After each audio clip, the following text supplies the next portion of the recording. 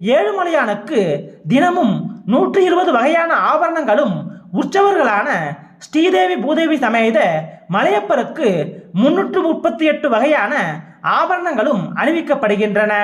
உற்சவரான Malayappar உலாவரும் தேரானது 75 kilo தங்கத்தால் வடிவமைக்கப்பட்டதாகும். ஏழுமலையானுடைய நகைகளின் தற்பொழுதைய தோராய மதிப்பு 1000 கோடிகளை தாண்டும். ஏழுமலையான் கோவிலில் தினம்தோறும் காணிக்கையாக செலுத்தப்படும் சராசரி உண்டியல் தொகை 3 கோடி ரூபாயாகும். அதிகபட்சமாக ஒரே நாளில் சுமார் 5.5 கோடி ரூபாய் வரை செலுத்தப்பட்டுள்ளது. உலகிலேயே உண்டியல் காணிக்கை அதிகம் சேரும் கோவிலாக திருமலை ஏழுமலையானுடைய ஆலயம் திகழ்கிறது.